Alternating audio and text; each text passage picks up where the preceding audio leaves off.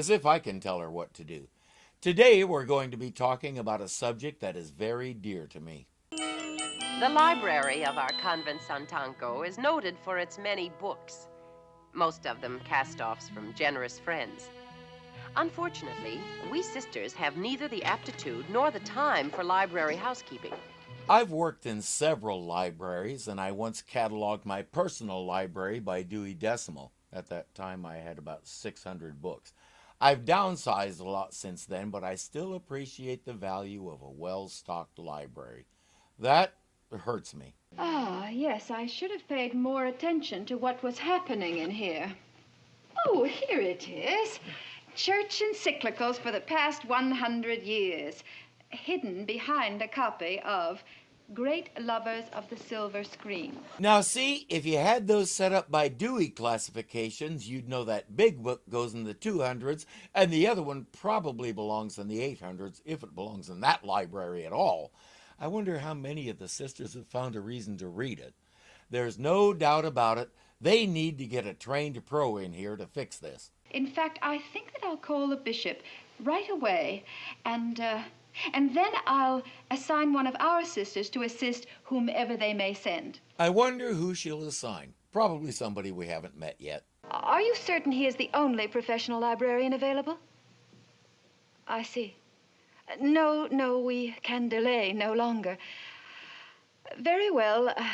We will expect him to report immediately. Thank you, Your Excellency. Good day. Whom is he sending? Brother Paul Bernardi. Brother Paul is, let's be polite and say he's a little accident prone. It sounds so much nicer than saying he's a klutz. Why, the day after he started to work in the library of the seminary at San Domingo, it burned down. Because Brother Paul helped with the outdoor barbecue and he outdid the charcoal. Was he barbecuing inside? How did that set the library on fire? Inquiring minds want to know. And remember what happened to the cathedral at San Pablo?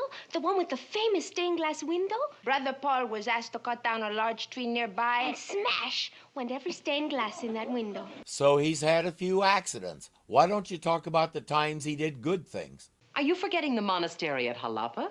The one with the collapsed chimney? Brother Paul? Brother Paul. That chimney stood for 100 years until he decided to fix the flue. Why don't they talk about the times he did good things? Because there don't seem to be any. Sister Bertrille isn't buying it. Oh, I don't think he's as bad as his reputation. And as far as I'm concerned, I say we all pitch in and give him a helping hand, huh? Not all, Sister Bertrille. You. I have decided that you will be Brother Paul's assistant. Oh, Reverend Mother, I don't know anything about fixing up library. Brother Paul will teach you. She was a little more gung-ho about this when she didn't feel like she was being hung out to dry. Still, there's nothing for it. May as well make the most of the situation. Reverend Mother, I have never questioned any of your decisions in regard to this convent, but are you aware of what this could mean? Having Sister Bertrille and Brother Paul working together? Yes, Sister Jacqueline, I am. It could mean that for the first time, we might see two wrongs make a right. I guess she's hoping they're both chaotic neutral and will cancel out each other's chaos. I'm not sure it works that way, but let's give it a try. Excuse me, Of course. what are we looking at? Oh, we're not looking at anything. We're waiting for Brother Paul Bernardi. Oh, is that what we're doing? I hope nothing's happened to him. We've heard he's prone to accidents. Yes, I suppose I am. Every show had to do that joke, but at least this one kept it short. Rich Little had been doing stand-up and especially impressions for a long time and had appeared countless times on television and radio. He was trying to move into acting. The only problem was he wasn't very good at it. He had a fairly decent run, but ultimately returned to what he's best at, doing voices. In fact, he's been called the man of 1,000 voices. When David Niven was too sick to answer the call during the making of some of the Pink Panther movies, Rich Little overdubbed his voice and pretty much nobody knew the difference. That's how good he was. He's still with us and still pops up from time to time. Sister Bertrille, will you give it a shoe? Which means give it a boot. Oh, let me. Oh, that's okay. I think I better do it. Oh, sister, you don't mind.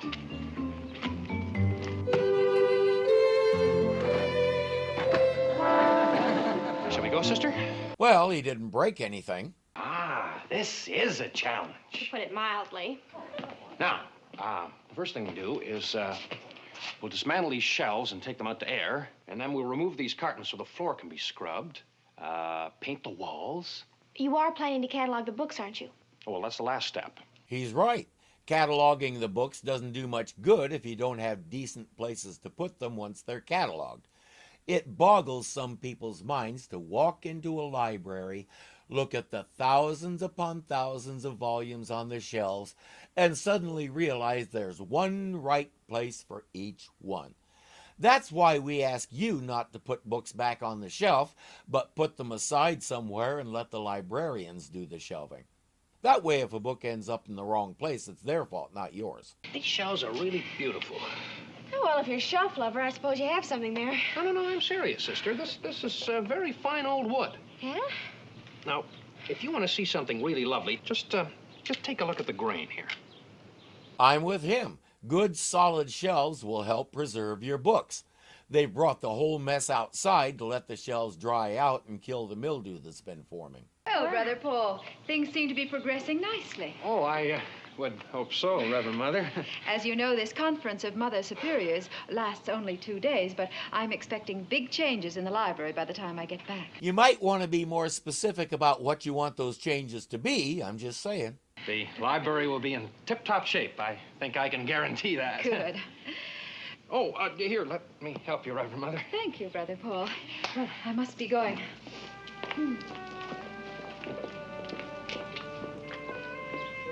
Sun seems very bright today. Attention all physicists who work with light and anybody who's ever burned anything with a magnifying glass, brace yourselves.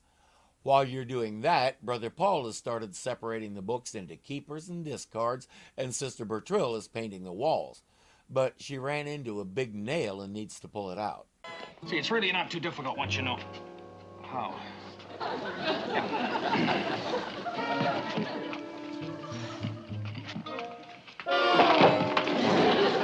I've done it. You certainly have. Just when I thought things were going so well. It's quite a large hole, isn't it? More to the point, there's something in there. Brother Paul was just talking about how much he loves old manuscripts and had hoped to work in the Vatican Library cataloging and studying such things. It's not exactly the Vatican Library, but guess what he found in the wall? It's an old parchment like we've been talking about. And there's more. Hey, how did these get in here? Reverend, the biggest idea. Oh, my gosh. I'll admit I'm not much of an authority on old parchments, but I do know something about them. Yeah? These could be priceless. Well, how do we find out? In the Western world, at least, paper is a fairly new invention. A lot of us learned in the early grades about how the ancient Egyptians used papyrus to make a sort of paper for writing on, but nobody said much about what came after that. For over 1,000 years, the preferred writing surface was parchment. Someone might have mentioned that, but did they tell you what parchment is? It's animal skin, usually sheep. Somebody developed a method of tanning it and getting it so thin you could almost see through it, and at that stage it's also known as vellum. Those manuscripts he's holding look like an exceptionally good quality vellum or parchment, which probably explains why they've held up for so long in such a humid climate. My magnifying glass. What did I do with my magnifying glass? I don't know. I put it in my pocket. Maybe I didn't. Okay, all you folks that I suggested might want to brace yourselves, here you go.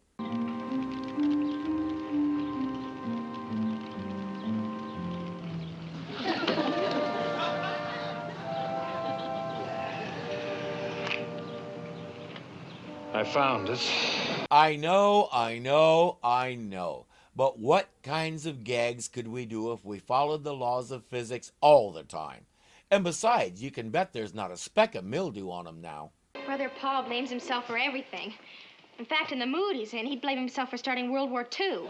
You say he's locked himself in his room? Yeah, for practically the whole day. I tell you, I feel so sorry for him. So do I.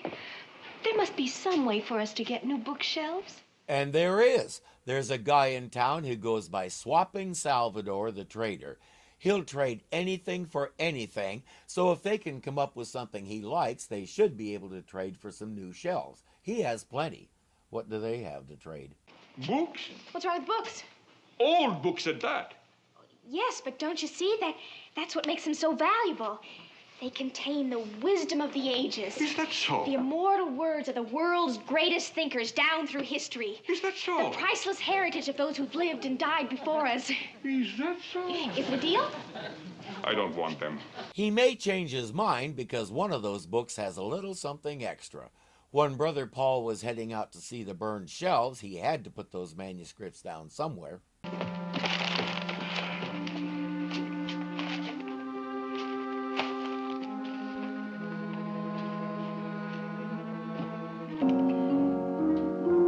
Needless to say, that's the reject pile. If you watch that last clip again, you can see them sticking out of the book. If Salvador finds those, he could find himself rich enough that he never needs to swap again. Books? What's wrong with books? Old books at that. Still, he likes the sisters, he likes the convent, and he really likes Sister Bertrille. So he'll make the deal. It's not the best deal he's made all year, but he'll get a little cash for the books. Selling them? Oh, no, sister. Grinding them into pulp.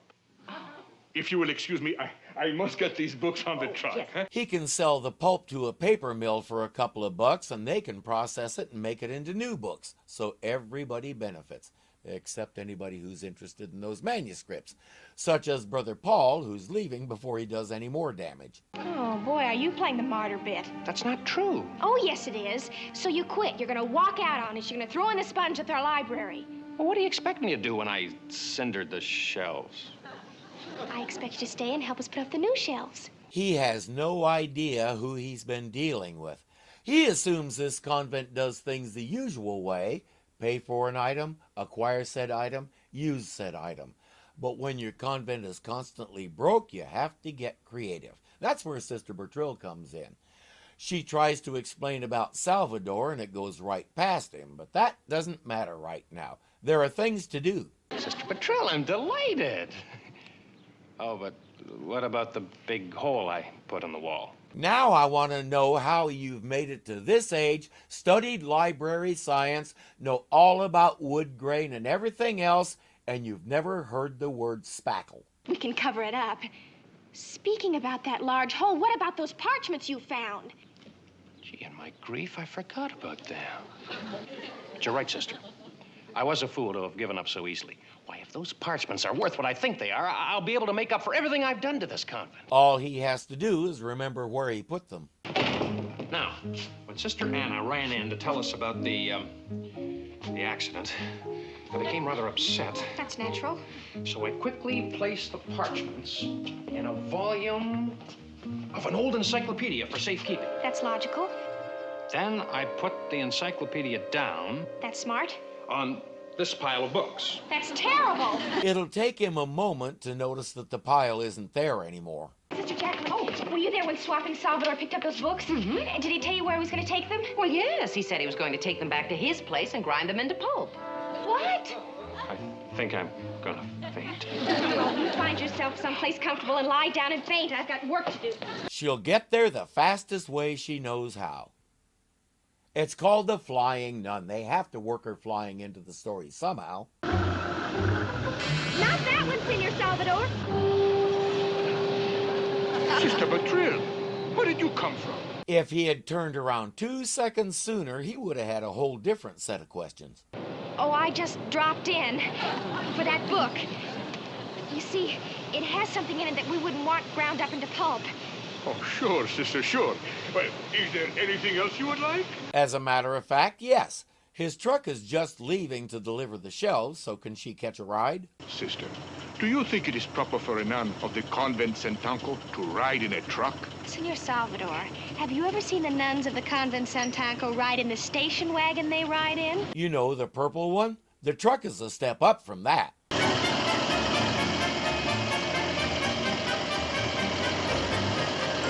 Definitely a step up from the station wagon. Reverend Mother is back from her conference and getting caught up on things. By the way, how is our new library coming along? I don't like to be the purveyor of bad news, Reverend Mother. I see. Brother Paul? I'm sure Sister Bertrille tried her very best. Yes, I'm sure she did. May as well go survey the damage and get it over with. Hi. Well, what do you think? It's absolutely beautiful. We're rather proud of it. You didn't really expect anything less, did you?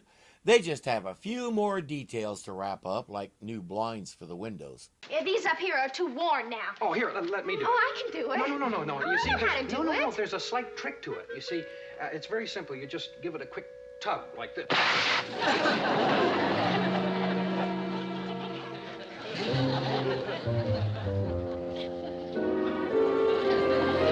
It seems pointless to mention that you're supposed to pull those down gently, pretty much the opposite of what he said. And even when you did, they usually did the opposite of what you wanted, too. I grew up hating those things. Today, we've almost phased them out. Now we have mini blinds, so much easier to work with and care for. As usual, Rich Little did a decent job. He did most of his acting in a low-key manner like this. You rarely, if ever, saw him really get worked up over something. It was the style that worked for him, but didn't really work for Hollywood and a lot of the roles he took. It worked here because he's playing a monk, and keeping a solid handle on your emotions is usually part of the whole monk gig. So I found him convincing. The way he and Sister Bertrille played off each other when he would insist on doing something with disastrous results reminded me a lot of the way Mark Lynn Baker and Bronson Pinchot used to play off each other on Perfect Strangers. It was great fun to watch. And that's not the last we'll see of Brother Paul. He'll be back again later on. So fasten your seatbelts, because based on what we've already seen, when he does, it promises to be a bumpy ride. If you enjoyed this, please click the like button to let me and YouTube know you want to see more.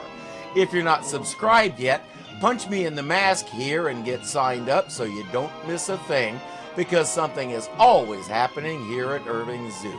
As always, thank you for watching, and I'll see you later. Now see if you had those set up by Dewey... No. Was he barbecuing inside? How did that set the slot? Ultimately, return to what he's best at. Now, those manuscripts he's holding look like things.